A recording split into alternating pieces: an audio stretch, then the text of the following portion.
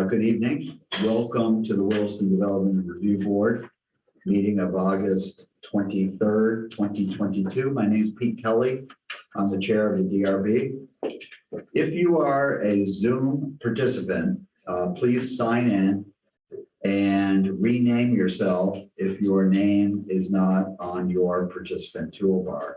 This is a hybrid meeting taking place at the police building here in Williston and virtually on Zoom. All members of the board and the public can communicate in real time. Planning staff will provide Zoom instructions for public participation before we begin. All votes taken at this meeting will be done by roll call vote in accordance with the law. If Zoom crashes, the meeting will be continued to September 13th, 2022. Let's start the meeting by taking a roll call attendance of all DRB members participating tonight. Paul Christensen. Present. John Hemmelgarn. Present. Scott Riley. Here. Dave Turner. Here. Nate Andrews is absent and Chair Kelly is present. We have 5 members of the board. We do have a quorum. Tonight we've got a number of applicants on the docket, on the agenda. Starting out with a master sign plan for 426 Industrial Avenue. Then we've got Home Depot requesting a discretionary permit for a site plan modification.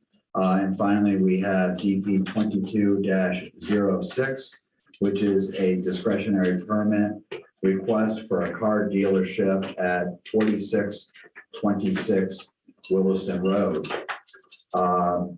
Before we go into the public forum, I'll turn it over to Simon to walk us through some Zoom instructions.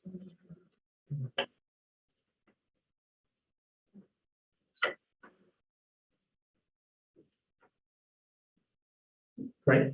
Thanks everyone for attending. Please do take a moment to ensure you are named accurately. You can do this by clicking the participants button. That'll bring up a side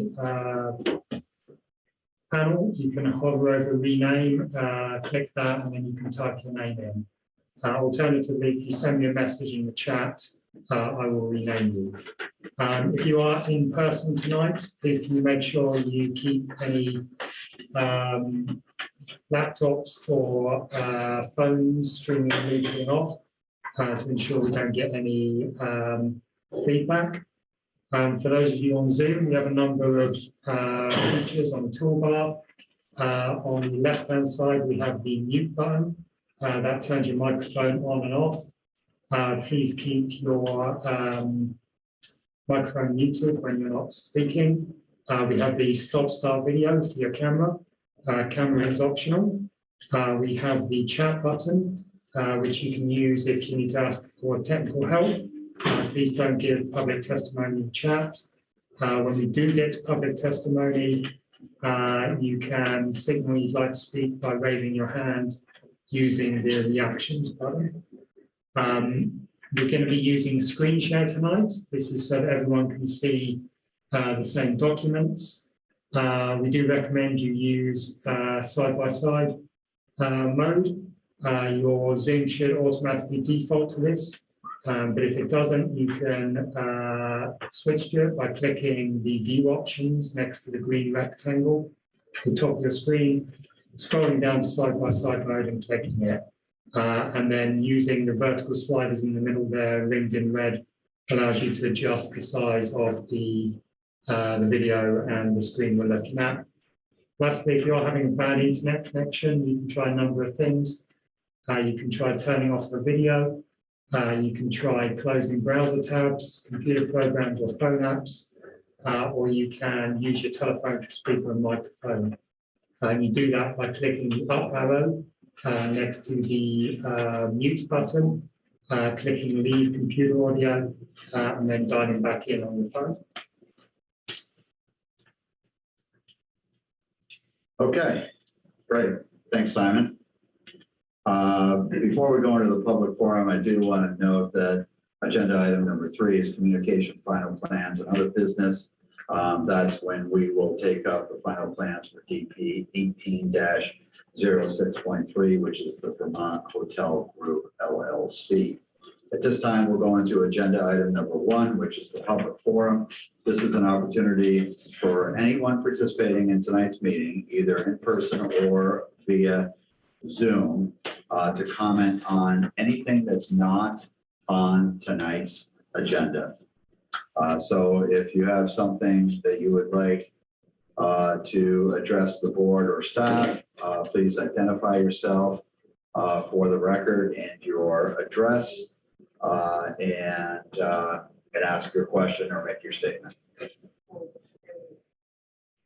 Is there anyone who would like to address the board or the staff on in this public forum?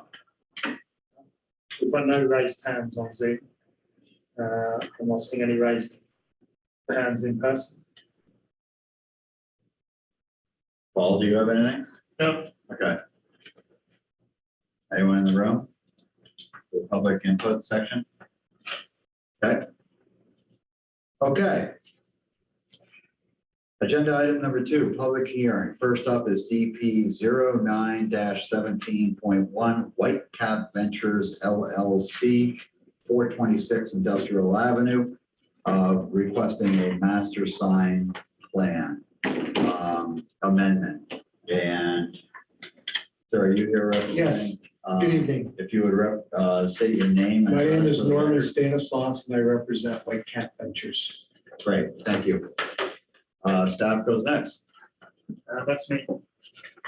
This is a request for an amended master sign plan at 426 Industrial Avenue, the White Cap Business Park. They've recently, Evergreen Health taking 18,000 square feet, currently building a new entranceway. As a result of this, they need to amend their master sign plan to allow signage on the building. The changes comprise 4 new wall signs, Evergreen Health, on their section of the building. There will also be an additional wall sign on the east elevation of the building. And then we're also tidying things up a bit by relocating 4 previously approved signs that have migrated in the 13 years since this was approved last. There were no changes to the 47 square foot freestanding sign or to the directory sign. So you can see Evergreen Health going in here. And then there's 4 new wall signs there. We've got a new wall sign over on the east elevation too. And then just a few minor relocations.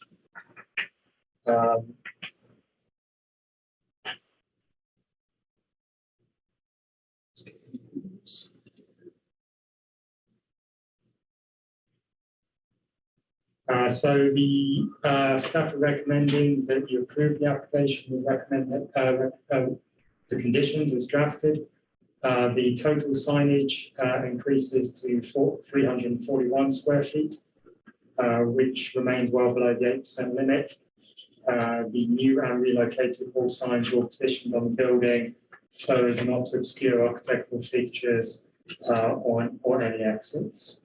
And we have your motion here, the findings of fact, the conclusions of law, and the conditions of approval. And there's just one minor non-standard condition to tidy up a few discrepancies on the plan. That's it. Okay, and what non-standard condition is that? Condition 2, just to clarify that one of the wall signs is illuminated. It's marked as illuminated on one area, non-illuminated on another. And the freestanding entrance sign that was approved back in 2009 is just marked as 32 square feet on the site plan, although it was clearly approved at 47 square feet last time. So it's just clearing up that. Okay, discrepancy. Great. As someone who administers these, the fewer discrepancies you can have, the better. great, understood. Okay, to the applicant, have you read the proposed conditions of approval? Yes, we have. And do you have any concerns with them as drafted? We do not. Okay. DRB members, any questions? Members of the public, do you have any comments or questions for the DRB?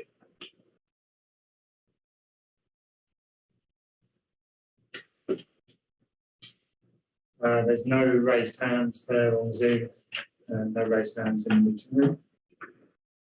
Okay, this is pretty straightforward. Before I close it, any last comments by anyone? Tom with Design Signs. I'm just here as support for Norm. If you have questions regarding materials or anything like that, I'm happy to take those questions if you have any. Thank you, Tom. I think the DRB is satisfied. Okay. So this is going to be a quick one.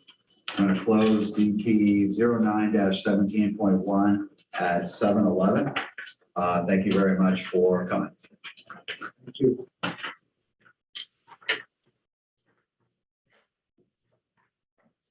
Okay, next up is Home Depot, DP 23-01. Home Depot requesting a discretionary permit for site plan modifications to permit additional outdoor storage and sales area at Home Depot at 759 Harvest Lane in the mixed use commercial zoning district. Who is here representing Home Depot? I am. Go ahead. Go ahead. I am Alejandro Baca. I'm a development manager for Greenberg Farrow, here representing Home Depot. And we also have in the room Jessica Miguel. She's the store manager. So Jessica, your address is the store address in Williston? Yes. Okay. And sir, what is your address? I'm in New Jersey, Somerville. The specific address, please. Sure. Sorry. It's 92 East Main Street, Suite 410, Somerville, New Jersey, 08876. Thank you. Okay, staff goes next. Well, let's be again.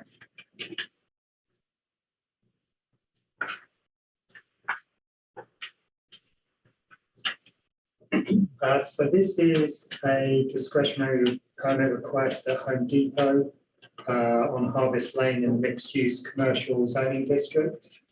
A notice of zoning violation was served in May 2022 for outdoor sales and storage in the northern parking lot, which is beyond the limits imposed on the last discretionary permit that I received in 2008, which itself is a violation of the bylaw.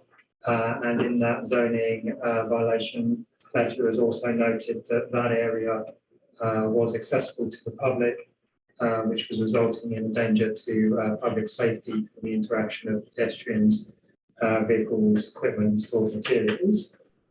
This application is submitted in response to that zoning violation, and it proposes additional storage and display areas, 7 in total, 1 to the west of the front of the building, 5 to the north of the building, and 1 to the rear of the building. So staff is recommending that the DRB take testimony, discuss the site plan with the applicant, in particular regard to landscaping and pedestrian safety, close the hearing and deliberate tonight. Staff is recommending approval with conditions. We did receive comments from both Public Works and the Fire Department. Those are attached and referenced where relevant in the report. In terms of the mixed-use commercial zoning district itself, the site plan meets the dimensional standards in that there's no outdoor sales or storage areas proposed in the setbacks from I-89 or Harvest Lane, nor in the landscape buffers. So in this district,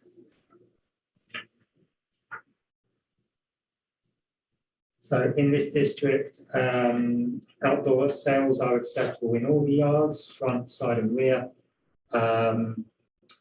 Outdoor storage is acceptable in the side and rear yards. So as you're probably well aware, Home Depot's entrance is along here, along with their sort of pre-existing display areas and hot dog stand. And so we do consider this area here to be the front yard. So area 1 up here is located in the front yard. It's annotated as being for sales and storage. We have recommended a condition that's clarified at final plan stage to ensure that there is no outdoor storage in that area. To comply with the bylaw, it can only be for sales. It does come within 9 feet of the boundary. There is no landscape buffer to this. Well, I guess it's the west boundary. This map is actually flipped, so north is down and south is up. So the west boundary sort of just merges into the warm-up parking lot. The other areas down here, so we've got a very large storage area, area 4, which uses most of the north parking lot. We've got a lumber storage area, area 2. We've also got co-parking, which I think is just an existing use, it's just parking. And then we also have a tool rental storage area here and a display area for outdoor equipment there. These are all buffered from the public ways by the site's existing landscape buffers. They're set well in and they are acceptable in the side yard. And then lastly, we also have an outdoor storage area at the back here on the rear. So pedestrian safety was highlighted as an issue in the zoning violation. So to ensure that that's maintained and to minimise conflict between stored materials and people accessing those stored materials, we have recommended that these storage areas and sales areas are all demarcated on the ground, and that goes for the fire lane as well, which you can see lined in red, sort of circling the building there.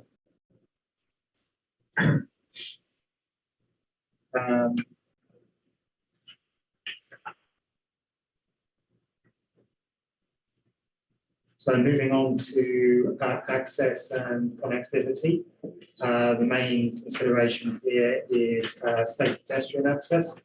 So for area 1, which is seasonal displays, Home Depot striped a new crosswalk, which links it directly to the existing garden centre. They're also proposing some fencing at the seasonal sales area. You can see an example from their exhibits here of the type of thing they're proposing to sort of contain that area and contain the people within it. And I guess they also probably improve their security there. The pedestrian access will not be allowed to the area 4, which is the north parking lot. They are going to secure vehicle access at the existing sort of drive aisles with jersey barriers. We've got the sort of landscaping screen down here, but it is sort of visible as you come in. There has been historic confusion with people going in there. So it's something for the DRB to discuss tonight, whether we should look at fencing off this area up here as well, and include pedestrian access and stop conflicts. And then lastly, on access, we have sort of 4 separate areas up here. We have storage Here for lumber, we have an equipment display area for sort of heavy-duty equipment. We have the tool rental storage, and we have the access to the tool rental store. So we're recommending that some consideration be given to pedestrian safety by either striping a sort of crosswalk to link people across from the tool rental centre to the display area, or looking at reorganising this to sort of be more compact, so it's strung out along the drive aisle. Should probably get the applicant's comment on that along with everything else. In terms of off-street parking, according to the current bylaws, the site has a maximum of 392 spaces, minimum 314. We're going to be left with 377, which is compliant after we lose 266 parking spaces. In terms of landscaping, area 1, which is the sales area up here, total is about 16,000 square feet, so it is subject to our requirements to provide parking lot landscaping, which generally should be the provision of at least 5% of the area with landscaped islands or medians with shade trees to break up this area for a more pleasant environment. So a quick rough calculation sort of indicates that the area provided by the applicant is about I think about 500 square feet, or just over 2.5%. So we're recommending that final plans to secure a more detailed landscaping scheme to get all the details of tree planting and soil structure and the like. So down here we do have additional evergreen screening planted between the existing street trees. That should help screen it from Harvest Lane and reduce the use of the stored materials. And then the last area is the area up here, which is a sort of sales and display area that is not large enough to trigger the requirement for landscaping. And then lastly, parcel is not subject to a master sign plan and was not part of this application. We can approve a certain amount of signage administratively, but Home Depot might do a master sign plan in the future, particularly if they're looking at updating some of their signage. So we do have findings of fact, conclusions of law, and conditions drafted. There's a couple of conditions. Condition 2, which sort of deals with regulating the storage of sales areas, and condition 8, which deals with landscaping. We'd like to do your comments on. That's it. Okay. Thank you. So staff has posed a couple of questions for DRB to deliberate on. They're highlighted in yellow. Okay. And we will discuss those probably in deliberative session unless DRB members want to discuss them in this public forum. Having said that, have you read the proposed conditions of approval? Yes. Yes. Are there any that that you would like to highlight or discuss? I would like to discuss condition 2C, if possible. Okay, go ahead. And that one has to do with adding a fence around area number 4, where we actually are proposing to use Jersey barriers. The only concern that I have is adding a fence. It will be a little detrimental in the sense for deliveries and snow removal. That is my only concern with adding a temporary fence around that area.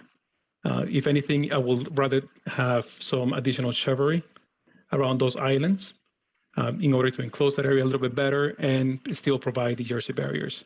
The Jersey barriers are orange. It will be easily visible. I think it will also be easier to be moved when trucks are coming in to drop off product. So overall, I believe the Jersey barriers will be a better option with additional landscaping, if that is acceptable. Okay, so noted. Any other comments on the proposed conditions of approval? No, not on my end. I think we can comply with everything else that is being noted. Is there anything that you would like to augment staff's report? Anything you want to add? I think staff really went through it really in detail. I think he pretty much covered everything. Okay. Okay, DRB members, questions? I just have one around the area, one since it's seasonal. I'm assuming it's like the summer seasonal stuff that you do now, and in the winter time, will that go back to parking lot area? Or? For a period of time, it will be used also for Christmas tree sales, as well as during the fall for pumpkin sales. So we were hoping to use that area year round rather than call it seasonal. But yes, during snow, yes, the fencing will be removed because it will be a temporary fencing. So the hard winter months, yes. What would be sold there in January, February, March? The only items I could think of will be snow blowers, but yeah, I agree. January through the beginning of March, I think that area could be empty. But still closed off to park. No, it will be open to cars. Okay. So it would be returned to parking for a brief period of time in the first couple of months of the year. Correct. Any other questions? Are these signs covered under the master sign plan? So I had the same question, Paul. The question I guess that Paul and I have is, there's a nice picture in the packet of a huge sign at the road that says road sale. And I'm thinking that that's, this is a bunch for staff. I'm guessing that's not part of their approved signage package. So that, I think, let me just share the screen so that everyone can see what we're looking at.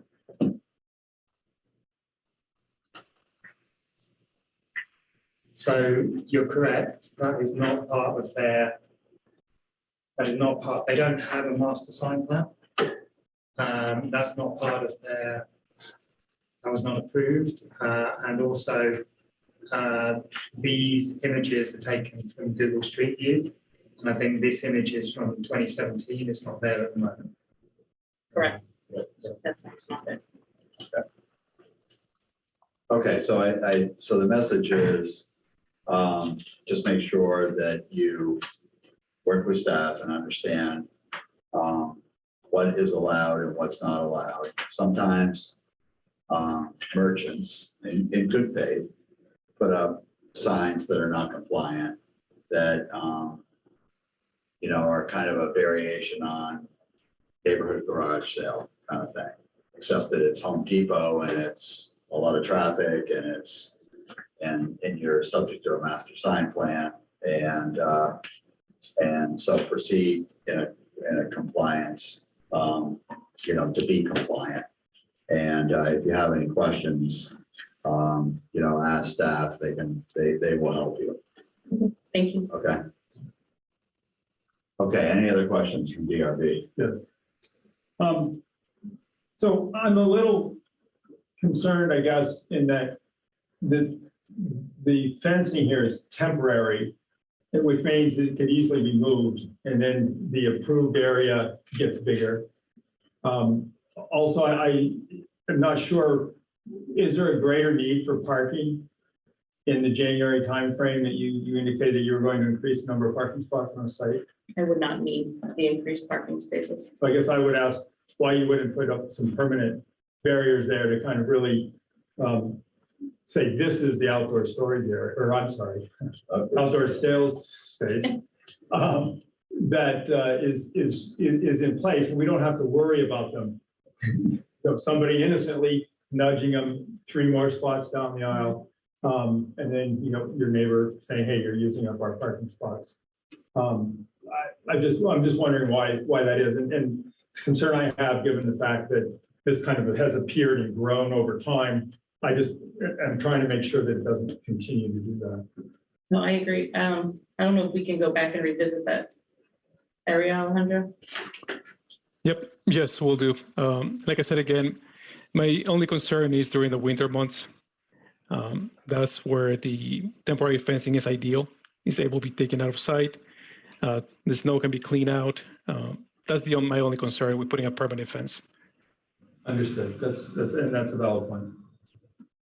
So you wouldn't have a problem putting nice permanent orange paint where these Jersey barriers are. So if we happen to come by and notice that we can see all the orange paint because the Jersey barrier is now moving down towards Walmart. It's pretty obvious that it isn't where it's supposed to be. Yes, no issues at all. Yeah, we can do that. Trust them that they're going to do it right. And I think those are islands that you're concerned about that are permanent, so those will move in. Yeah, right. Yeah, the Jersey barriers are just in area 4, aren't they? The Jersey barriers are area 4. Yeah. Just for Area 1 was proposed for a temp fence. Right. That's correct. And why don't you pull that graphic back up again?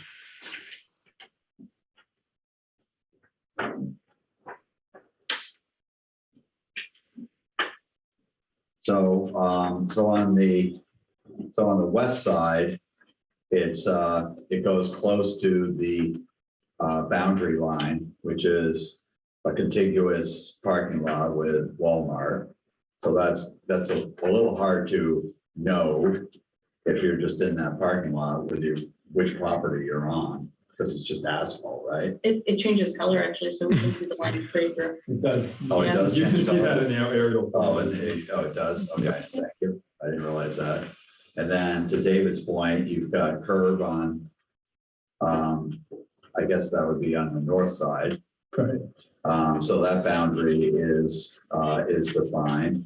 It goes to the end of the parking stalls on the south side. So I think it's pretty easily It identifiable does where seem it it is. does the case. And the zoning administrator will, I think the zoning administrator can know whether the boundaries are being expanded in that area pretty easily. So I tend not to be that concerned about that. But I'm one voice. Yeah, no, I think, so there's some additional islands and planting being put in at the edge of the lot with. That's correct. Walmart, yeah.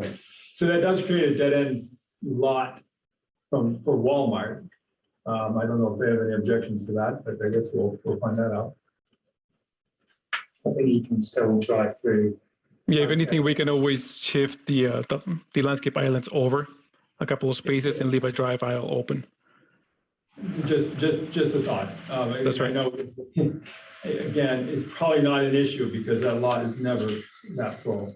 And people learn pretty quickly that that's not a great aisle of parking because you've got to turn around and get in. So can you, Simon, can you expand that area where the island piece of the area 1, make it bigger, please, not smaller.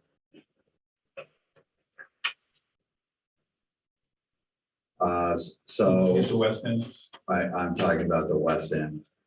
So can you explain what's going on there? In January and February, when the temporary fence is not there to facilitate snow removal, is there any barrier? Because there's not a cross section there. Is there any barrier from driving right through there from Walmart to Home Depot or in the other direction? No, there wouldn't be. And so it's just, you're just losing those 3 parking spots and adding landscaping islands. Is that fair? That's right. That's fair. Yes. Staff, is it 24 or 25 is the maximum number of parking spots you're allowed to have before you have an island? It is 20. Yeah. So it seems like 24 would be the perfect number to have there before you New Island. Total compliance. And it would leave you a cheap aisle out to the other driveway. But I'm assuming the 25 with the circle around it means that if I count those, it's 25 spaces between the aisles. Yep. Yep. Yeah, that's why we have 24, and then we have created that landscape island at the end to conform with our requirement. So that's a little confusing. I know, I understand. The top it says 25 is really 24 with the island with 25. Okay. It's probably because that dark line is probably car storage. Yep, that's right. You see in the bottom. I do section. see that, but I'm just. That's why. Are there 25 yellow spots or 24 yellow spots in that top row? 24. Oh, 24, and then you have we're adding a landscape island. So today there's 25. Our proposal is to keep 24 and then add the landscape island at the end. Yes. okay. It just happens to be lined up perfectly with the property line. That's okay. That's nice. Because then we have compliance. Yeah. And so then my other question had to do with over by area 4. Over there, son. As a regular user of the space, the parking spots for the tool rental, those are going to be open to the public. Is that right? When I come to rent my rototiller or my floor sander, you're going to be polling in there as a member of the public. You can through where like the fire lane is around the building. Yeah. Where like the white, blue, and yellow will be open to customers, but in that brown area will not. And how do you keep people that are going there from ending up in the brown area? I guess that's where the Jersey barriers are going to be full time. I'm not sure if we're gonna add fencing to separate it, but we're gonna be separated by the product that's out there. Yep, no, that's a valid point. Yes, we will probably look into adding a piece of temporary fencing along that whole stretch to separate those two. Between the brown area and the blue and the white. Yeah, That's correct. I think that needs to be separated. It's pretty confusing out there as it sits right now. And if those 6 spots are full, or 5 spots, because one of them is a handicap spot that should be empty, people are going to want to pull into. So is there a barrier on the east to not drive in there if I'm a member of the general public into area 4? Yes, there will also be Jersey barriers there. Okay. And those will be moved in Once case delivered. with Right. one of your pieces of equipment. Okay. But that's right.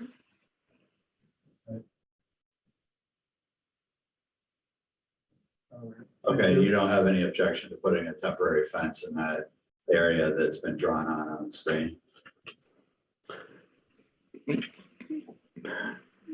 Yeah, no, I don't. I think that will be the easiest solution to put in. We might need to do some type of curve stops, just so that people don't drive through the fence. But yes, we'll figure something out. Even curb stops, just there to block the whole thing. Yep. Okay. Anything else, John? No.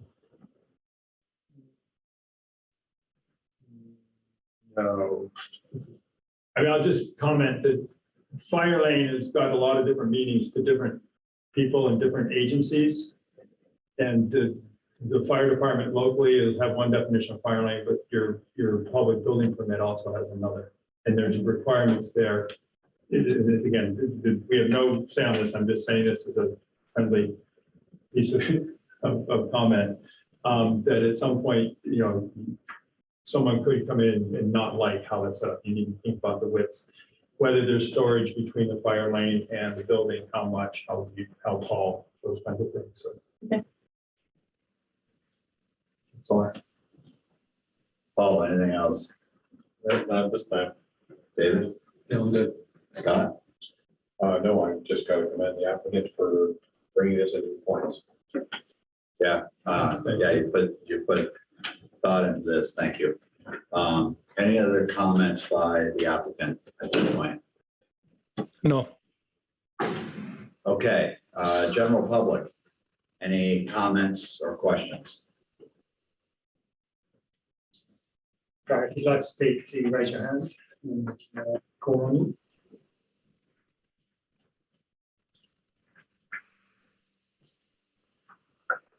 All right, hearing none. We're going, it's 7:40. We're going to close DP 23-01. Thank you for coming. Thank you.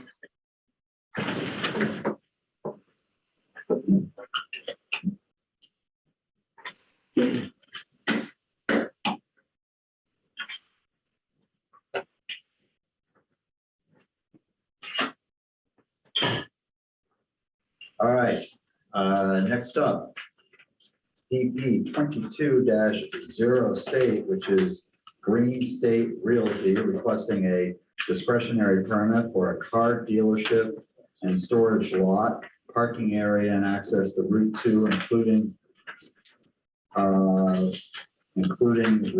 regrading of the rear bank located at 4626 Williston Road in the industrial zoning district. If you would, the applicant, please, there's three of you. Good evening. If you would introduce us, introduce yourself, your name and your address for the record, please. Marshall, so 13 Corporate Drive, Old River, Essex Junction. Steve Galvin, G4 Design Studios, 77 College Street. Anastasia Diner, 4626 West Realty. Thank you. Staff goes next. Okay, that's me. This is a request for a discretionary permit review to construct a new building storage lot, parking and related appurtenances at 4626 Williston Road. This site is currently developed for a single-story multi-tenant building and an unpaved storage lot. And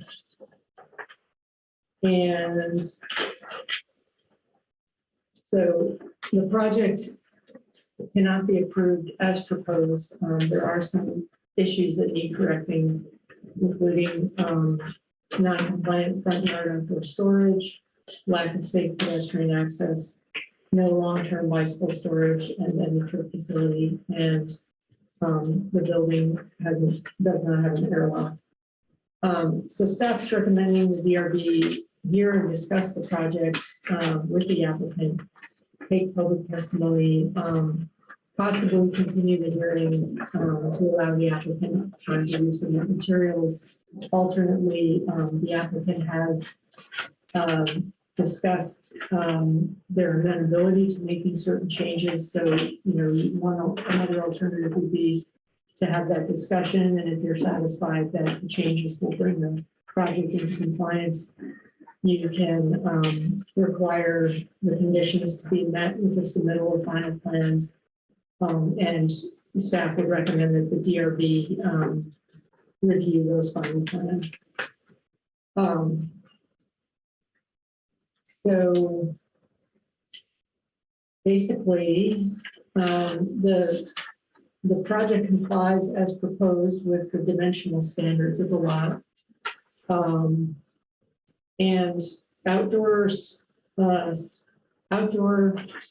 storage is shown on the site plan. Outdoor sales are permitted in the industrial zoning district, but only within areas designated for that purpose. And outdoor storage is not permitted in the front yard. At pre-app, the DRB established that all of the frontage along Route, that basically the entire lot fronted Route 2. So basically, where they're proposing outdoor storage would be in the front yard and would not be compliant. So staff is recommending that this be designated as an outdoor sales area, not storage. And because this area, and I'll show it to you.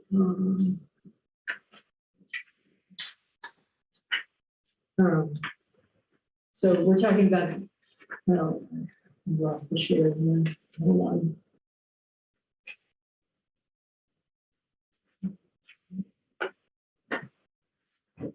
Okay.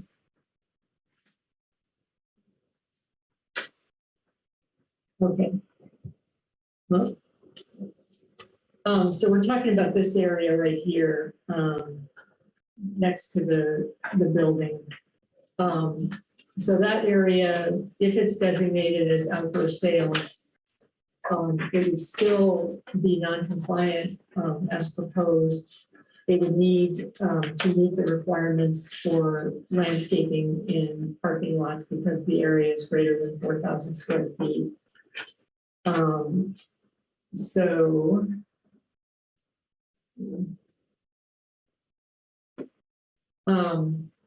So Melinda, can if I ask a question of the applicant, am I gonna really disrupt Go your ahead. flow? no, go ahead. Okay.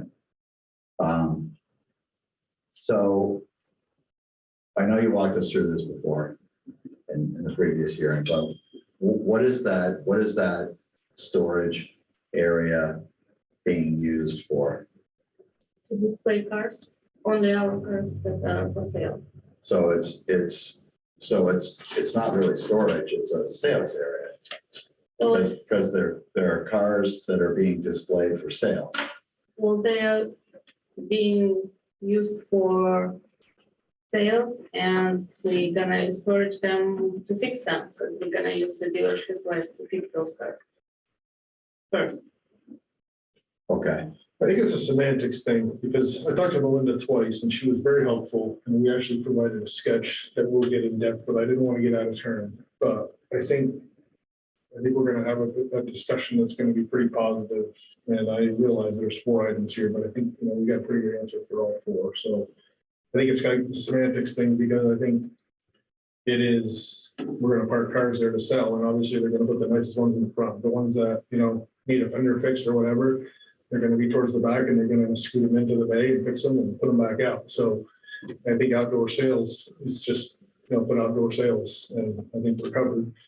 As far as the landscaping goes, I have a sketch that I'd like to put up on the screen, and we'll talk about that. But like I said, I didn't want to get out of turn. So we do have some information that we'd like to provide to the board and have some feedback from you folks tonight, if that's possible. so, okay, so go ahead.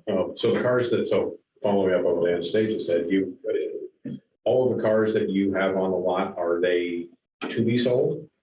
So it sounds like Preparation towards being so cars that are going to come in that you're going to park in the back that need to be repaired, you're going to repair them and then sell them? Or do people bring cars to be repaired to you and then? We don't have people option. So you go to an auction or whatever, buy a car, bring it in, park it there until you get to fix it, put it back out? Yep. So in other words, every car on the lot's for sale, and someone actually could buy one before you actually quote repair it if they offer you enough money, right? That's my perception, but So every car there is for sale, right? So then, yeah, it's a sale lot. It's not storage. no, I mean, that was our, yeah. Okay, so I'm unconvinced. I'm not totally convinced either. So at this point, and I apologize for disrupting your flow, Melinda, please continue. Sure. Okay. So the existing development on the site does predate the town's current regulations. It does have existing nonconformities like a drive aisle in the setbacks, front yard storage and storage in setbacks. So the currently proposed project will result in reducing some of those nonconformities by providing more controlled access and removing storage from the setbacks.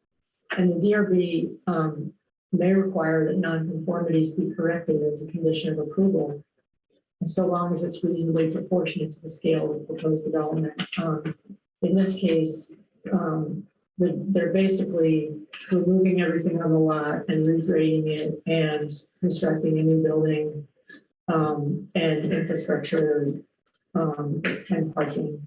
So staff is recommending that the DRB require nonconformities to be corrected on the site. For access, so the property served by Williston Road, it's a state highway. There is being proposed a single point of access, and from a safety standpoint, it will reduce the nonconformity that currently exists on the site. Pedestrian access does not comply. The HAC reviewed this project and their comments noted a lack of pedestrian access and recommended the applicant provide a sidewalk connecting basically between the parking spaces and the front facade, connecting the parking to the building. A condition has been drafted to that effect.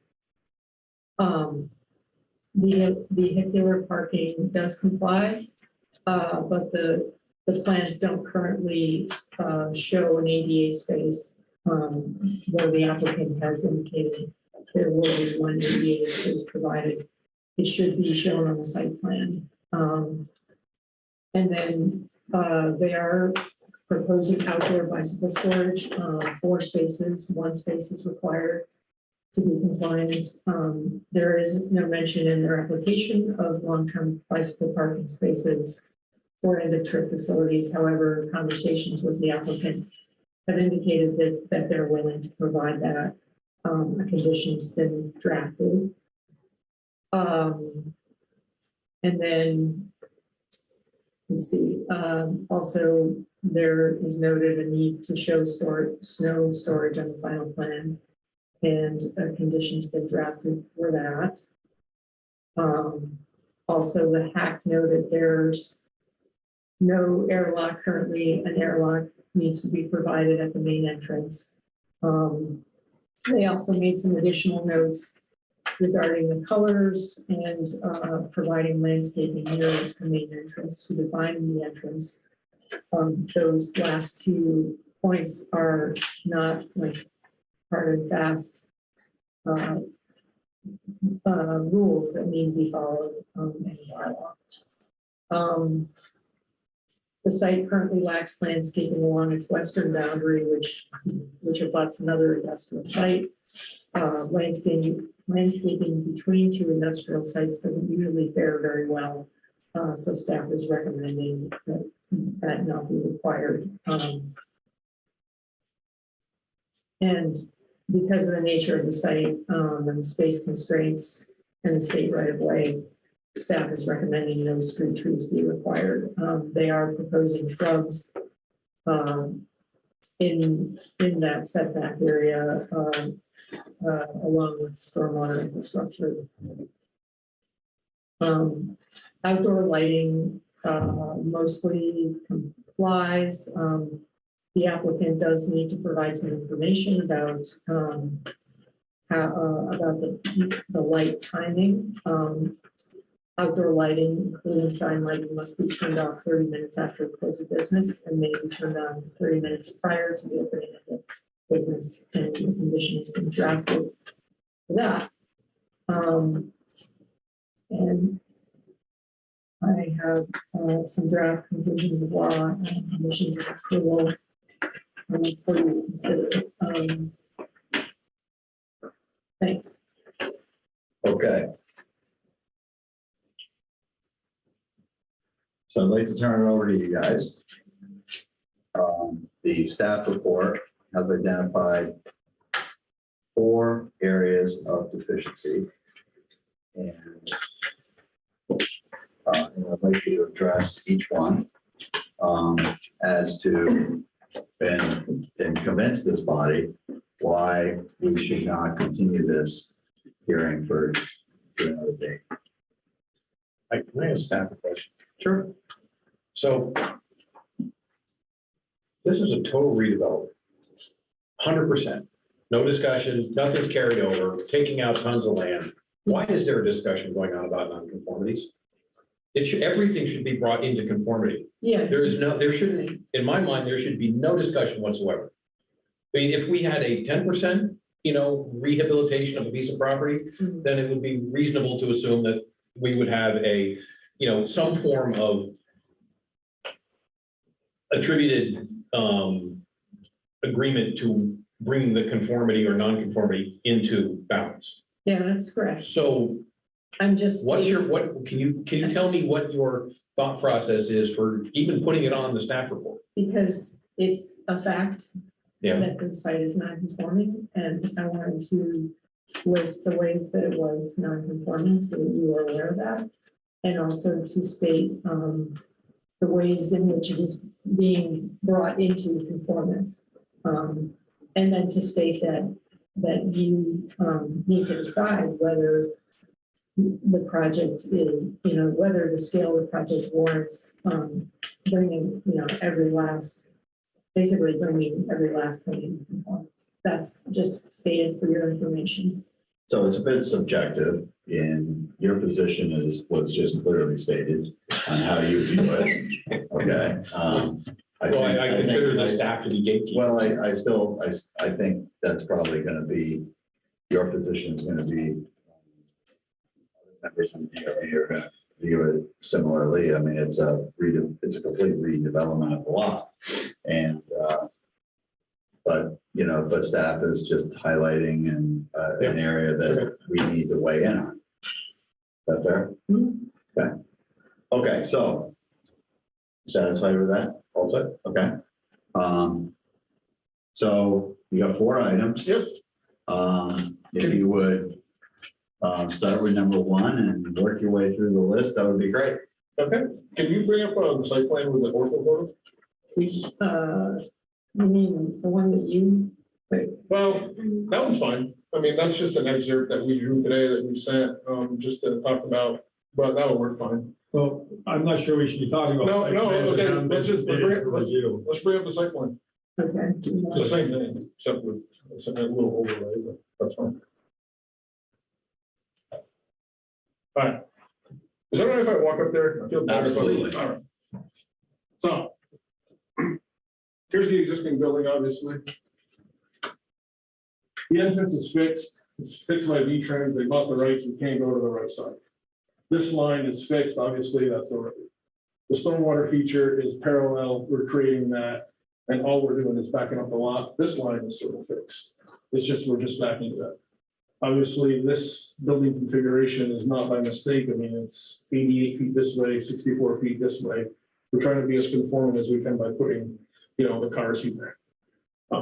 We had some parking spaces in the 35 feet. You guys asked us to take them out. We took them out. Minimum parking, 16 spaces. And then, the only thing that was really a point of contention is how do you get people from here to there?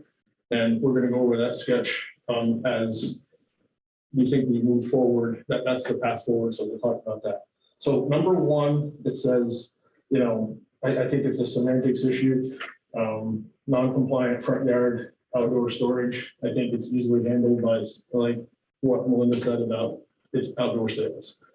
Cars are going to come in, we're going to put them on the lot, they're going to get fixed, they're going to get put back out, they're for sale. So I think it's outdoor sales. The reason that we drew that sketch today is to clearly show that we don't have 24 rows. So we'll talk about that.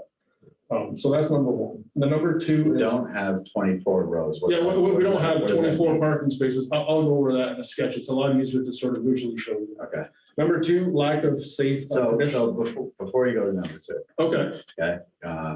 So I'm kind of a linear guy. So no, that's fine. So let's talk about number 1 as a group. Okay. Before you go to number 2. So there's cars that come in. Yeah. They're bought at an auction, they're bought locally, they're bought a number of different ways. How do you buy these cars? Everywhere, Okay. trade-ins, auctions, yes. Yep. So the cars are procured in a number of different ways. Some are in a state where they're immediately put on the lot and they're for sale. And some require some repair before they are ready for sale. I would like an explanation as to how a car that's sitting there for repairs is ready for sale. That car is stored and it's not for sale. It's stored until you repair it and then it's for sale.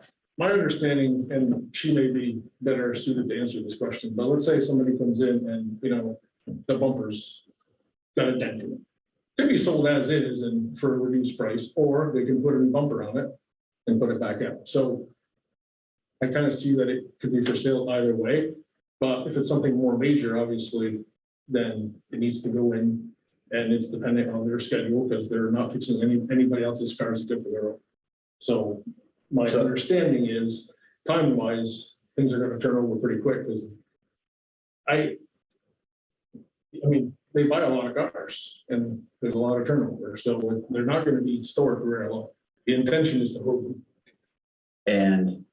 And our job at the DRB on the most fundamental level Yep. is to judge projects for compliance with the bylaws. Yep. Okay, I'm not intended, I'm a business person, I'm not intending to be an obstacle here. Okay. Okay, but our job, our charter is to judge projects for compliance with rules made by others. And the rules made by others is that storage is not allowed there. And we would be, this body, and of which I'm the chair, would be negligent in our responsibilities if we were to approve a project that's not compliant with the bylaws and then dump it into the zoning administrator's lap to then go out and have to look for violations. And so I'm trying to set this up so that we don't run into that last scenario where a car comes on the lot, it's heavily damaged, it sits on the parking lot in a stored state for an extended period of time, and I've basically dumped that into the zoning administrator's lap. And that's what I'm trying to avoid. I'm not trying to be an obstacle. The hardest thing is, it doesn't really say, what that statute of limitation timeframe would be, I don't think. I mean, we could try to come up with something, but like my perception from the turnover that Anastasia is talking to me about, it sounds like, are we talking like a week or two?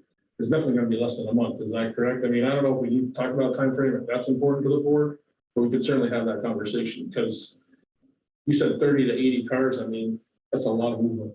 I mean, they got other, big lots that they're moving. Certainly, I don't know if they'd be opposed to a condition that says, limiting how much work needs to be done to that car to go to that facility, because they have other facilities. Certainly open to that topic of conversation, but So we're putting cars there to sell, move. I mean, that's the intention. and I appreciate that that's the intent. I'm just trying to set it up so that it doesn't become an issue later We on. wanted it to be super attractive. We're gonna put up a super attractive building. G4 come up with a really smashing design, I think, which as soon as I saw the building, I was just, because you see that green building now, and it's too close to the road. And so a lot of emphasis, like I said, was put on kind of like creating this line and keeping the cars behind it. That was the intention of the design. I mean, I know we're non-conforming because like we can't go back any further. We don't want to get a wetlands permit. We don't want to mess with the wetlands. We talked to Tina Heath, so that's an obstacle. So we got a lot of things against us, but like Melinda said, I think we're trying very hard to basically abide by everything. And now to complicate things as of July 1st, we need to put the stormwater feature. And when you look at the ortho, like if you can zoom out, I mean, I'm not here to knock anybody else, but Earthy Cars has got cars like parked right on the street. You go by there and they're dusty. And it's like, that's non-conforming. So there they are right there. So. Okay, DRB members, I'd like to hear comments on topic number 1, please. At your other facilities, roughly how long do some of the cars sit in the areas for repair before they're moved out? It means you must have a good experience with that if you get the multiple So facilities. the cars which take longer time to repair, we gonna keep our shop, the one we are right now in, we're not giving it back or something, yeah. So, And we have, so those cars at this lot gonna be pretty quick, we're not planning to keep them. And if they stay longer, he usually takes them to the auctions. So we need to always to leave them around, so they're not gonna be like there forever. Where are you located now right now? 85 Dorset Lane by the Hirschak auction. Other questions on this topic? I mean, from my perspective, I feel that the fact that it's labeled storage on the application means that's how you were looking at that, as storage.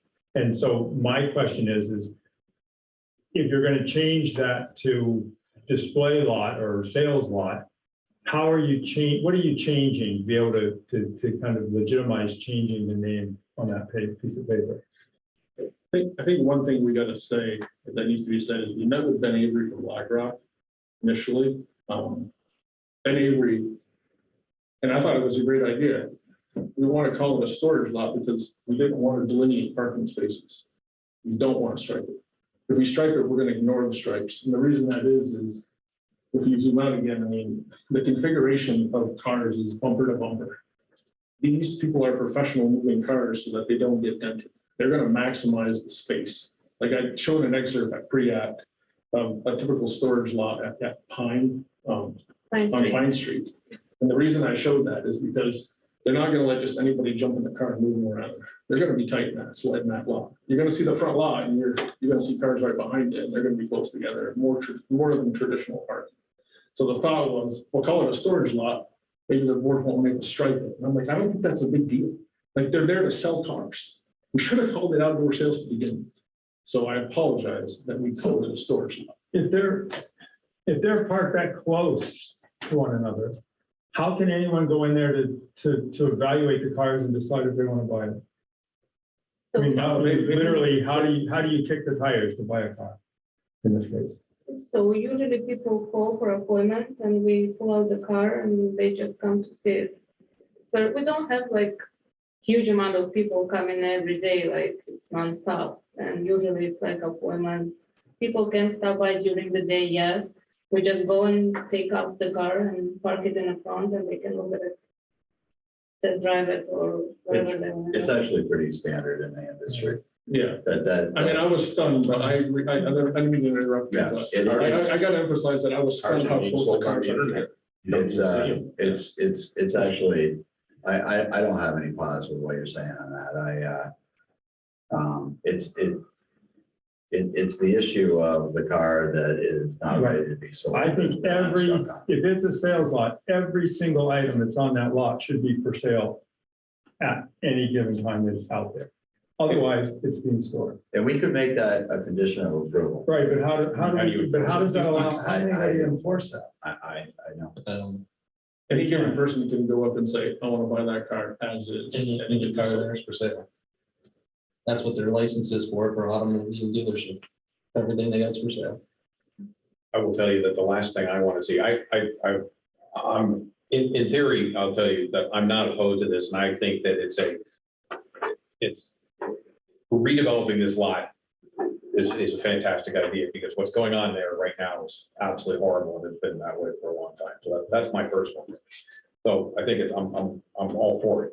But the last thing I want to see is a lot full of dented and damaged cars. No, this is. Based on what you said earlier, that's the image that comes to mind. Now, I understand that the row in front or two, maybe are the cars that you fixed and are repaired or what have you, and they're the shiny new one. But you also said the dented and the damaged ones are parked in the back.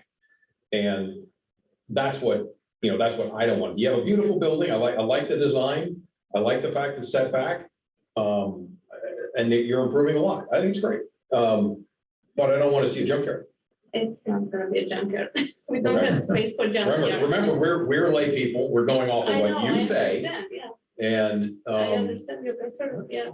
I got a little dent in my car, it's bugging me. I paid $500 for somebody to fix the dent in my car because I don't want to see any dents, so I side with you on that.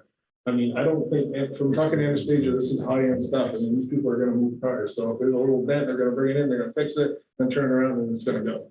I don't think they're gonna have like a car that, oh my God, this thing's falling off. I don't get that perception, but hopefully you don't either, but I think that clarification has to be made. That all right, every car's for sale. Is there anything else to be discussed on item number one?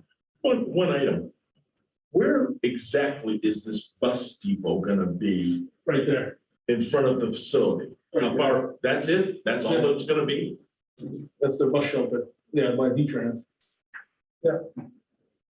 So I know that you focus on this and it's gonna be very similar. So I don't know if it'd be possible to just bring up that sketch that I sent you today. And I know you haven't seen this, but it's very, very similar. It's just a couple little things that I wanna just go over that, we're gonna make it easier to visualize, if that's okay. Yeah. So the exact same sketch, all I did is throw some cars on there, okay? And this is the walk aisle that the board is adamant that we need, and we're not opposed to do it. There's a lot of emphasis on this, I think it's number 2. Yeah, safe pedestrian access, you're gonna come in, this is shared by AmeriGas, by the way. So we're talking about, the lack of, between 2 properties. The reason that staff has recommended that we can't landscape this because they won't survive. And we're okay with putting a little bit more plantings, but we just can't have plantings in the stormwater feature because, the state's got sort of, no woody vegetation. But the thing I want to emphasize here is this is being shared by AmeriGas and my client. And so, that's generally the area that V-Trans says this is the only access you can have. So yeah, we would love to have another access here. We fought them for 5 months and they said no go. I went there the other day and I took a right in and I took a right out. And in their conditions and V-Trans permit, they said, if it becomes an issue, you have to put up signs. Carl, I don't want to be rude. Oh, I'm sorry. I don't care about V-Trans. You don't care about V-Trans? I don't care about V-Trans, okay? This is Williston DRB. No, I just want to emphasize And- that it's coming off a state highway and they're basically making us have that access. So I just want to make that clear, I just want to make that clear. So noted. So walk us through the rest of the Number 2, changes. Pedestrian access, we're gonna do this walkable aisle right here. We talked to Melinda about it. I think that's the emphasis to get to the 4-foot chair. So that's number 2. Is there any questions on that? How Seems is pretty that- is it straightforward. a difference in material, or is it just? We want to do pavement Something- because of plowing and just ease of, access, because we get so many doors. We got doors here, door here, door here, and then, the bay doors here. So for plowing and stuff like that, when we talk to Hack, the committee, they kind of understood the 24-foot aisle. I mean, we want to just, be able to plow it, maintain it. So we really don't have room to put anything, like if we put concrete here, it's just gonna get, really beat up by the plow, because we gotta plow right up to the building. So we're gonna take the snow removal out, and then we're gonna pave it, and then make a 5-foot walkable aisle for pedestrians to get from basically this area to here, so. What's going to prevent a car from encroaching on that walkway? Are there going to be curb stops? We can put curb stops. It's not a bad idea. We don't show that because this was just, a sketch, but I don't think we have any problems with putting that on there. That sidewalk, I think, would have to be maintained such that it was always walkable. Of course. Yeah, that's the idea, yeah. The paved walk, 5 foot, and then, we're gonna paint those stripes, and then we can put curb stops. Yeah, well, he doesn't keep people from pulling up against the building. Especially in the winter when they can't You see. can't see it. No, I mean, we could put in, one of the handicaps would be there, and we could put in a sign, so that would sort of create a flow path too. Maybe the ADA spot should be there or here. So we just didn't throw the handicap. So that's one more thing that, it's a small thing, but we actually do that. Number 3, can we go on to the next one? Yes. Okay. Long-term bicycle storage, Anastasia said they are gonna have a shower, so if one of their employees wants to ride their bike, they're gonna put their bike inside, they want to take a shower in the facility, what do they call it, in the facility. Yeah. So yeah, they are gonna have showers there, so that, I don't think that's a Just as an aside, you gotta designate a space that says, this is where you're gonna hang the bike and this is where the shower is gonna be. And it can't just be the bike goes in the corner. And We got it. So we put. formalize it. So we'll formalize, we can formalize that on the plan, right, Steve? Sure. So formalize. Indoor bicycle storage, secure and covered. The 4th point was the airlock, and I was talking to Steve about it, and maybe Steve can speak better about the building, but is under 3,000 square feet. There's no real airlock requirement as far as the building code is my understanding. Steve been talking about that, but in your code, it says should have an airlock. Talking Anastasia, the point of contention is they want to bring in the cars inside the building as well. So that airlock's just gonna take up more space. That we're pretty small already at 64 feet, but again, if you got questions, maybe ask Anastasia or Steve, they can elaborate on that. Okay, so Steve, what's the code requirement on airlock? And Melinda, how does that relate to the Williston regulations? So first, Steve. FPA said if there's an exception, if the space is less than 3,000 square feet, you'll need an airlock. And I think we're less than 500 square feet. We don't have that much of a room. Most of that room, I don't know if they have a floor plan out, but most of that room is for one, they're going to drive one car in, display one car inside. So Is there a floor plan? Yeah.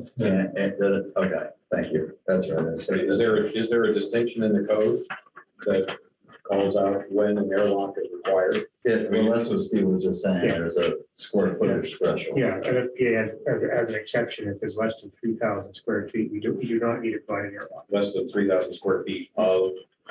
Yes. With that space, with the airlock has access to that space, Space. the conditioned space. So the garage is considered not to be conditioned space. Well, it's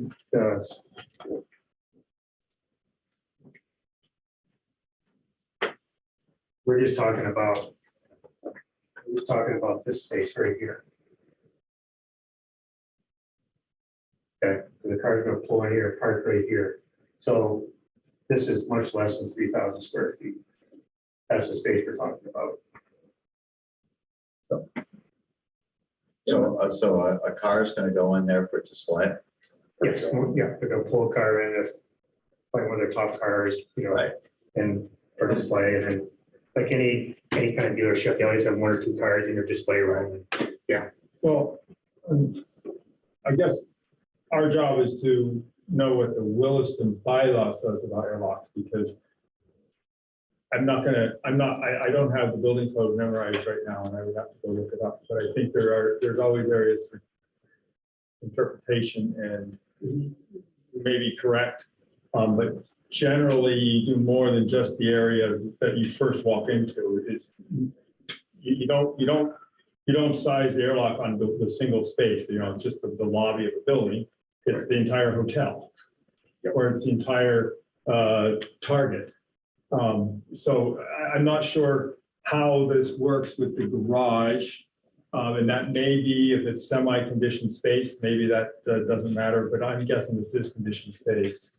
Yes, the front is conditioned space. But the back is as well, the Yes. garage. Yes. Yeah, but again, I think it's a moot point, because really, we're not enforcing the building code. We're enforcing the Williston Development Bylaw. So Melinda, David, Melinda, if you would, I can't, that's not big enough for me to read, but.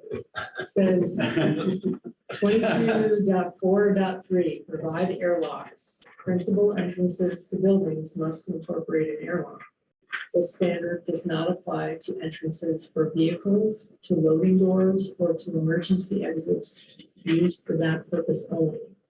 The DRB may permit other exceptions to this standard for minor entrances. I think the sticking point there is the fact that that door's gonna have to be big enough to bring in, 8-foot wide vehicle. And so I think that's really kind of falls kind of in line with what you just read, but more so than the building code, because obviously the building code doesn't matter, because we're talking about Williston, not the building code. So does not apply to entrances for vehicles, to loading doors, or to emergency exits. So like Steve said, I mean. This is not a vehicle entrance. This is a human entrance that you Right. happen to drive a vehicle into. Right, Yeah. so we'd have to make that door big enough, like the airlock would have to be big enough to be able to drive a vehicle through, so. Or have a separate door that has an airlock from separate. Which might be cheaper. I would bet it's Okay, I've heard enough testimony on this. Yeah, I've heard enough testimony and I have to do on it as well. Okay, so that was number 4. That was number 4. Okay.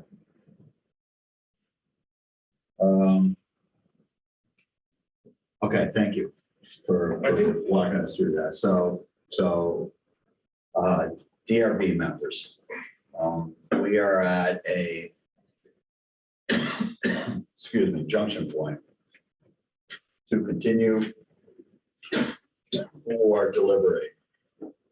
And I'd like people's feedback before we decide on what to do.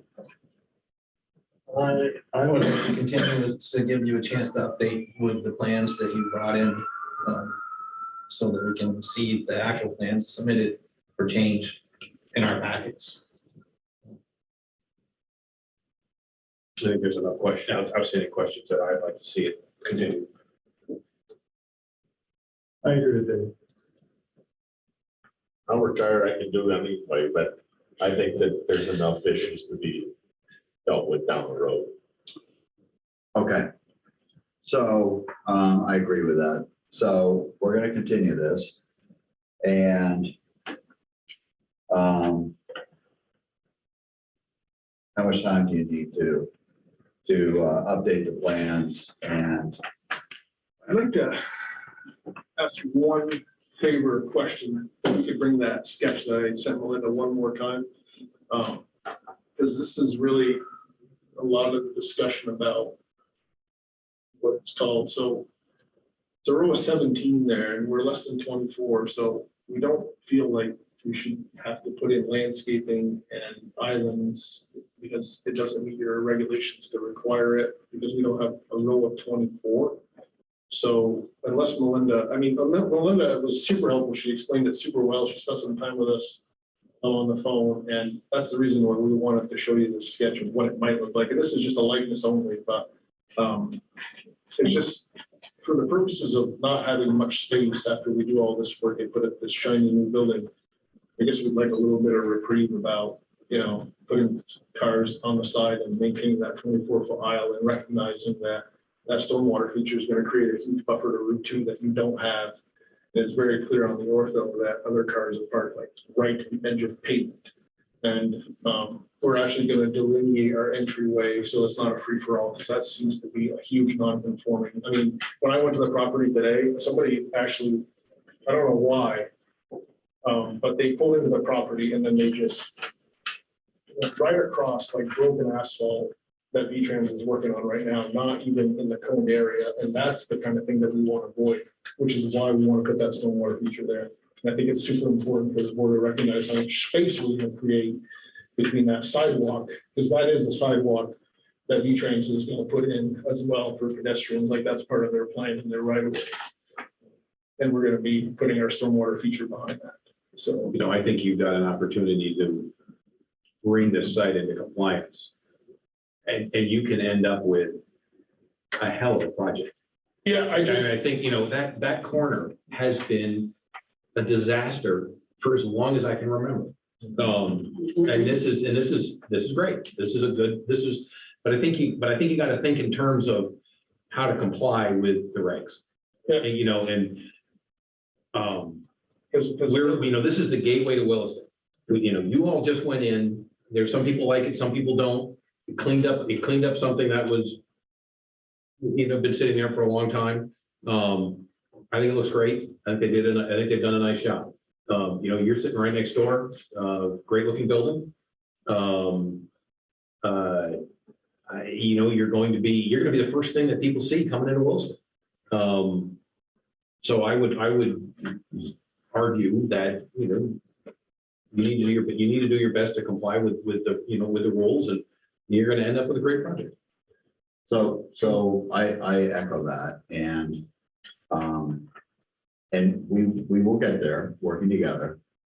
What we're going to do is as a board, we're going to be providing Melinda with some feedback later, and you can call her tomorrow to get some specific guidance. I don't I don't, this is a body of multiple people. I don't speak for the board. I'm kind of the master of ceremonies, if you will. And so I'd like to have a discussion with the group about what feedback to provide, because it's only fair to these volunteers. And so you can talk to Melinda about what we need to do tomorrow. You can talk to Melinda, but what we need to do right now is to come up with a continuance date in which which is fair to you to provide amended plans, and we can we will be able to. My expectation is we will be able to close the hearing at that next session. Perfect. I mean, that sounds very positive. That's, I guess the only reservation I have, just talking to you guys folks tonight about our project and everything that we discussed is, I mean, how do we get, are we okay with the sort of level of outdoor sales looking sort of like that? Because moving the building around, I don't see it helping in any way. So like that's the hardest thing for me to try to figure out is we're creating sort of a rectangular building towards the front, but trying to put cars as best we can to the side. And we would love to have more space, away from Williston Road, but it's not possible because of the environmental restrictions. So like I said, I mean, I'd love to put the cars so that, they're further back. We physically cannot. So we're asking for help and whatever feedback as a group you guys can decide and give it to Melinda. If there's not much changes, you're asking me when we can continue it. I mean, if we're close at, with a walking aisle and putting the ADA spot and calling it outdoor sales, I guess my question would be like, we could grayscale the cars and show light colored cars if that's helpful. But just give us enough feedback. So, because I don't feel like there's a lot of changes that we can make. So you're asking me like, how long is it going to take? Well, it depends what you're asking us to do. Like, I feel if we're close, it won't take long at all. And that's what I'm hoping for. Okay, so looking at the future agendas. Okay, we've got a meeting scheduled for September 13, and then a meeting 2 weeks after that, correct? Yeah, correct. 27th. And I don't have I looked at the agenda online, but I don't have that committed. There was only one item on the 13th meeting. Was there? Yeah, Yeah. so on So there's an September. opening on the 13th. It's only as it's going. That's going to be continued. Okay. Sounds good. So I don't think the changes are going to be onerous. And what's the period of time in which they need to have the changes to staff in order to meet the rules? They get an extra week here. 3 weeks to the next meeting. Yeah, that's true. Simon, you probably know that right off the top of your head, right? So when do they need to submit the plans in order to be compliant with being on an agenda? They'll have to renotice it, so they can submit it to us, I believe, the week before. Time to get out in the packet stuff. Right, Okay. Are we sure for the and 13th? time for me to look at them. That's That's my understanding. That's what we're Yeah, deciding. no, right I now. mean, a week before September 13th, I think, yeah. I mean, if you told us some good feedback, I could have it to you tomorrow afternoon. All right, so, But you got 3 weeks. okay, so unless anyone has anything else, we're gonna continue this to September 13th. Can I ask one more question? And, just let me finish. So we're gonna continue this to September 13th. We are gonna the board are gonna provide Melinda with feedback. You can talk to Melinda tomorrow, and get some guidance. And with that, I'll turn it over to Scott. Are you keeping your current location? Is Yes, that your plan? yes. Is there, I kind of heard, maybe you allude to this, but I mean, is there any reason, you heard my concern. I brought it up Well, about the not cars? seeing, yes, by not seeing cars that are dented and the dented goods. Yeah.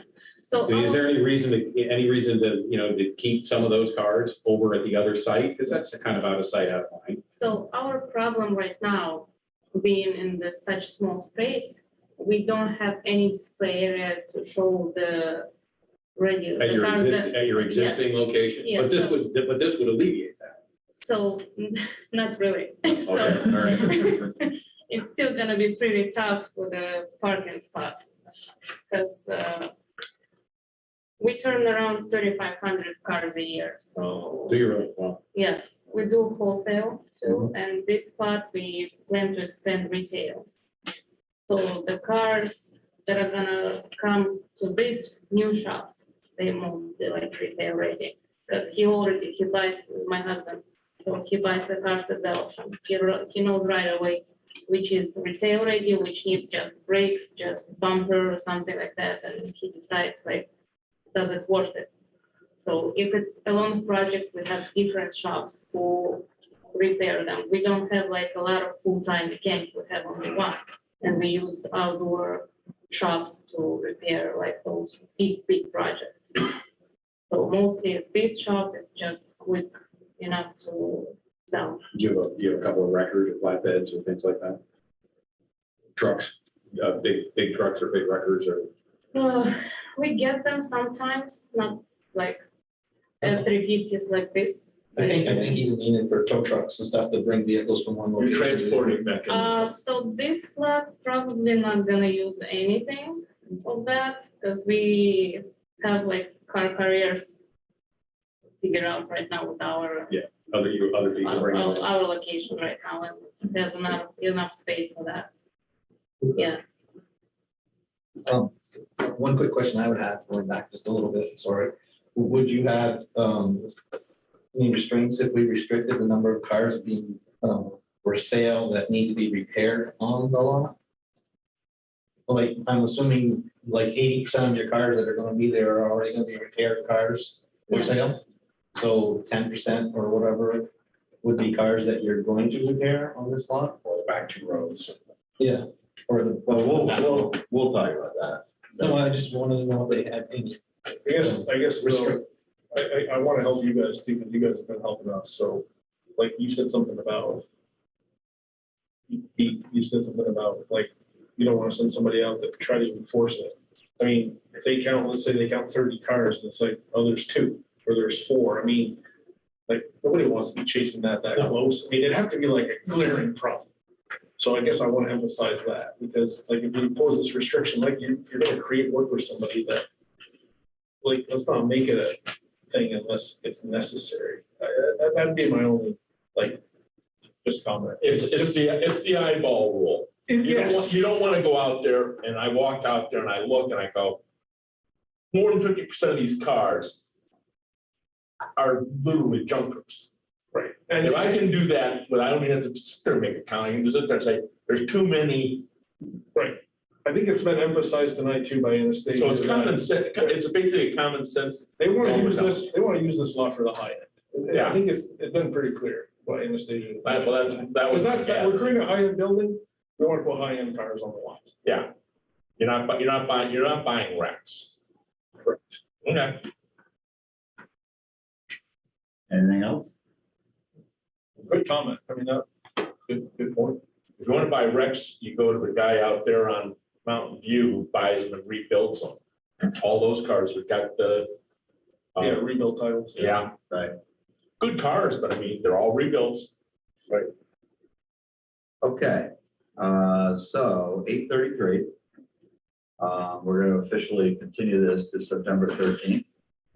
Call Melinda in the morning, and she will be armed with guidance for you to help you navigate the next meeting. Out of curiosity, that red line you drew through, that is the state come along and snag everything in front of that red line, correct? You know, you had the red line that sort of went around. That's the state right away. Oh, yeah. So the reason I was kind of curious is it looks like you actually have some development. Oh, that's the viewport on lot 1, on the first sheet, you know, because when we got approved by V-Trans, if you look at the overall sheet, there's a viewport on the side, and that pink denotes because V-Trans wanted to see just what it looked like now and their plan overlaid off to the side, not on top of it. So in your packet, like if you looked at sheet 6 and 7, it's got the lines of what it's gonna look like, because you guys asked for that at pre-app. Well, on sheet 1, the pink that you see has nothing to do with anything. It's just a depiction of graphic. the graphic on the Okay. right. Okay. So I'm sorry. Yeah, that's all that is. I was sitting there saying that it looks like one of your drainage wells is like half and half for No. land, for No, land. that should have been turned off on that sketch. That was my fault. Okay, that's fine. I was just kind of saying you're gonna do some work and then next thing you know, the state's gonna come along and say, yeah, we decided we want that extra acreage. No, Okay. good question though. I can see why that's confusing. Okay, thank you. Thank you, Pete. Thank you for everyone, all your time. All right, next up is communication, final plans and other business, agenda item number 3. This is the final plans for DP 18-06.3 Vermont Hotel Group. Who is present for the applicant? I'm present from G4. Name and address, please, Mark. Mark Dowling, G4 Design Studios, 77 College Street, Burlington, Vermont, 05401. Thank you. Hi, this is Dave Zhang, representing VT Hotel Group, 34 Blair Park Road, Williston, Vermont. Welcome. Thank you. Okay, so there's been a 2 elevations provided by the applicant in response to conditions A through E in our memo dated August 2nd, 2022, by the hack dated August 22nd, 2022, and as amended by the DRB on August 9, 2022. The A through E, Melinda, are the amended DRB language, correct? I believe so, yeah. Yeah, I believe they are. Okay, so the question at hand here is by the applicant, did they meet the spirit of this body's intent with the west elevation and the east elevation, and specifically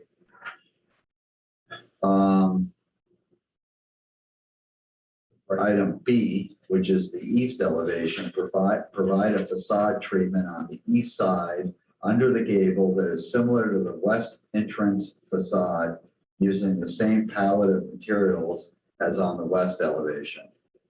And I'll start this discussion off by saying what I envisioned was basically a similar design on the east elevation that mirrored that jet out on the west elevation. So there would be that same vertical stone, the same color scheme and other material scheme. And it would basically be understanding that the gables are a little different on both elevations, to the extent that there would be some latitude due to the gable differences on each elevation. I was looking for the same materials on each side. And this is not what I personally see. So it doesn't meet what I was hoping to see, but I'm one voice on this body. Other members of the DRB, please weigh in on this. I like it. You like what? I like the new facade, both sides. You like what the applicant is proposing? Right, they're breaking up that, they didn't have that one solid color coming down under the gable, coming all the way down to the, they broke that up, which makes me feel better because now I see not one long building, but some breakups in my view picture. And the light color that they added on this side kind of makes that gigantic carport sort of disappear. It used to sort of stick out to me like a sore thumb, and now it's sort of like, now I just see an edge versus So let me restate the question, okay? Because I think you're missing my point. Is the west elevation we approved, and we said make the east facade treatment on the east side under the gable similar to the west entrance facade, using the same palette of materials on the west elevation. Does what's being proposed on the east elevation meet the spirit of that comment? And I made the position that it doesn't in my eyes. I will agree with you. And Scott seconds that. David Turner? I'm up in the air because we said the same color palette of materials. We didn't tell them that we needed stone pillars or anything going up. Or we would prefer that. So we do have the stone, we have the same colors. We just don't have the same layout. And I'm not, I don't have a problem with that. I do. All right, so it's 3-2. I also don't like the idea of painting this. Oh, that's paint?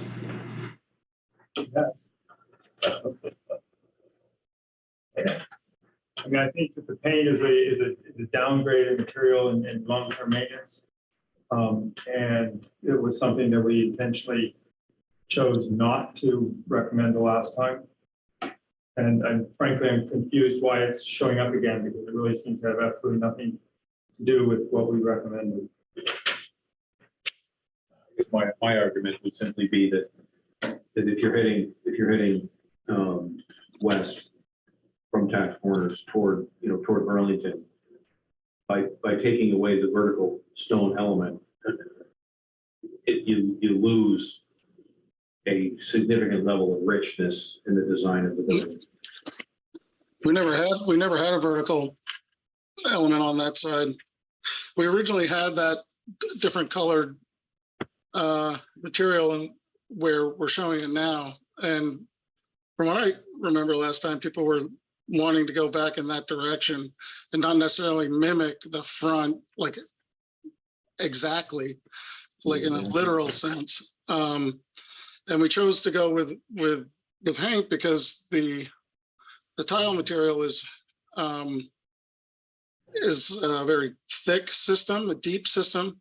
So we would be running into trouble dealing with the PTAC units, et cetera, on that side, and we'd probably have to trim it out much more and end up with a lot of like flashing details and stuff that would probably not look as clean as trying to keep the materials coplanar and just changing the color to match what we had previously and also tie into the new material that's on the front.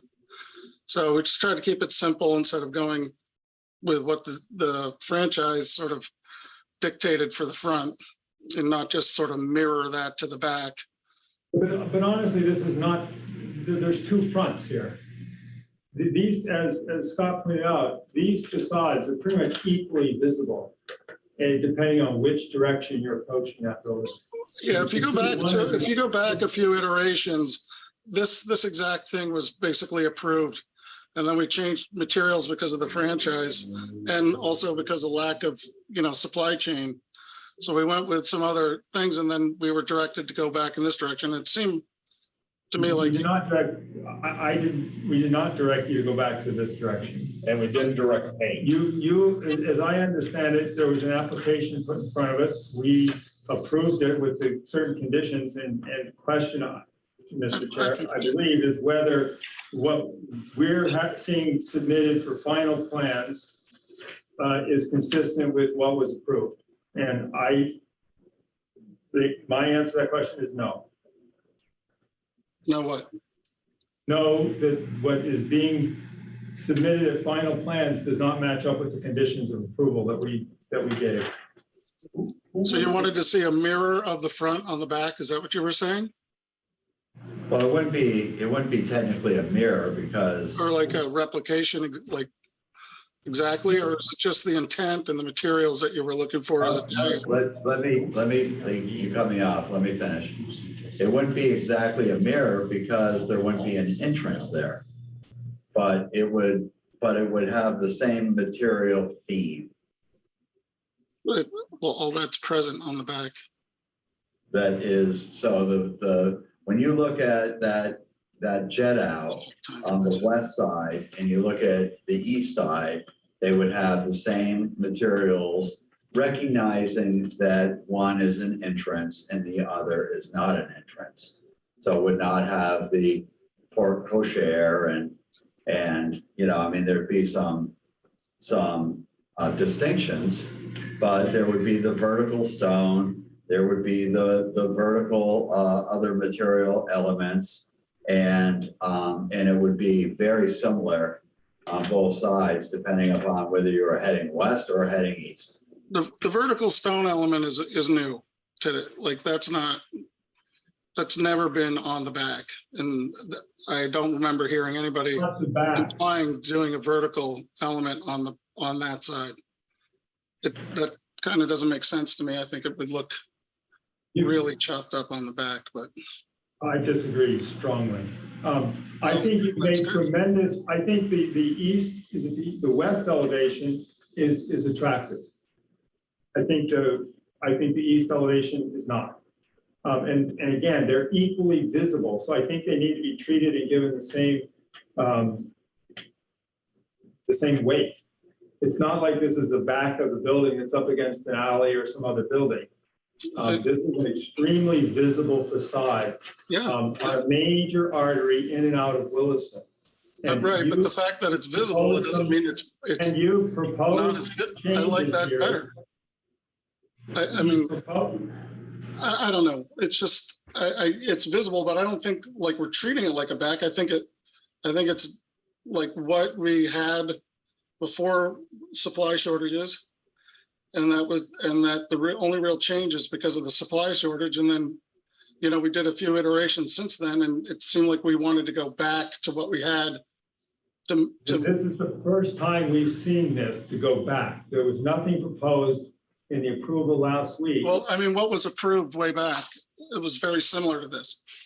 It's just we're talking about the approval that was given last week at the last I'm talking meeting. about originally, like the 2019. And then we had to change things and go through a few iterations. But the permit, the question in front of us, as I understand it, is whether these final plans meet the requirements set out in the approval that was given at the last meeting for that new application. Is there a mention of vertical? I do not believe they do. It's just materials, correct? Suggested payment, but he said no. So time out for a second, okay? So, Mark. I'm tired. Mark. Please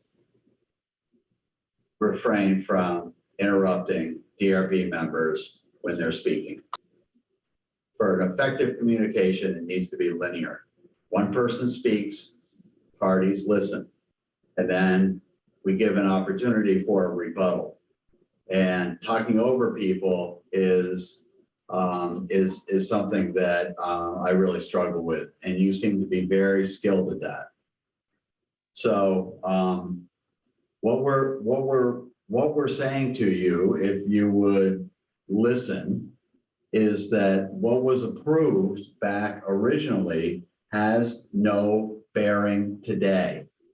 And the reason for that is because you came in and you asked for approval of new elevations and new materials. And we provided feedback that we wanted the east and west elevations to look similar. You came back with a plan that doesn't accomplish that. We just had an informal pool here, and 3 people, myself included, agreed that you didn't meet the intent of the DRB's direction. And you can argue about the original design. You can go back to the original design that was approved, if you care to. But if you want to amend the west elevation, then our guidance to you and our mandate to you is you make the east elevation the same. And we'll formalize this in a finding when we go to deliberation. I don't think this arguing back and forth is going to be productive at this point. Hi, this is Dave. Could I speak for a second? Yes. Yeah, I understand what the DRB is saying, and I think it was partially our fault for misunderstanding the response that we got from Emily. I guess when we read the statement regarding the east elevation, we were under the impression that it was merely focusing on the materials and not so much almost trying to do a mirror. So that is partially our misunderstanding. But since we're all here today, I'd just like to ask for some feedback. Since we have a single gable versus a triple gable, I agree with what Mark said earlier. It doesn't make sense to bring the stone all the way up, because you kind of have that slanted portion. You don't have that flat section like you do in the front on the west elevation. So I'm just asking for maybe some feedback on what the DRB is thinking in terms of the stone and where we should stop it. John, could you weigh in on that as the I could, but again, tonight I'm a DRB member, and I really don't want to design these things. I can tell you that, the vertical elements on the sides of that building on the west elevation are attractive, and that the scattered colors of the east elevation that kind of are just paint by numbered on are odd, and they're uncomfortable, and that you've got 4 different colors meeting in one spot on that building, and it does nothing to accentuate the fact that there is a gable end there. So the thought was, in my mind, that if you've got a variety of materials and you've got some more vertical elements at the edges, that was a tremendous improvement and something that's actually quite nice on the west elevation. And we were hoping that we could see something more like that, given the fact that we're going to be approaching the east elevation in a very similar fashion as the west. Now, of course, you don't want a canopy on there because it's not an entrance, and that would be disingenuous. So again, I don't think this is that difficult of a piece. Honestly, I don't like the idea of painting that material either. I'm going to bring that up again. I think that I cannot approve something that's a reduction in quality over what was originally proposed. I believe what was originally, sorry, this is Dave speaking. What I wanted to say is what was originally approved there was also cement board. It's just going to be a different color. But this is referring to the 2019 approval, since we haven't gotten any approval on the east side yet. On the last hearing, we were proposing either metal siding on levels 2 and 3 on the east elevation, or the cream color cement board brought down to level 2 and 3. We were not reducing the material by any means, just changing the color. My point only is that when you paint the cement board, now you just added a long-term maintenance component to this building that is going to be very visible when it starts to peel or need to be repainted. And that's not the case with the metal or the tile. So in terms of your question, David, to where to stop the vertical stone on the east elevation, the DRB is not going to weigh in on that because that's a design question, and I think G4 is very capable of coming up with an appropriate demarcation point for that. But I think we've made our point pretty clear that we want a very similar look on that gable jet out on both the east and the west elevation. And if we, the DRB, cause some confusion by using the word palette, then I'll take personal responsibility for that. But you've heard what we're looking for. And so I say update the elevations. We'll provide specific feedback to Melinda and Deliberation. You can speak to her tomorrow if you care to get any additional clarification. Amend the plans and resubmit them, and we'll have another look at it. Sounds good. Thank you. Okay, thank you. Okay, it is 8:56. The DRB is now going to go into deliberative session. So I'm going to put you in the waiting room, Zoom participants, and I'll let you back in when we come out of deliberations.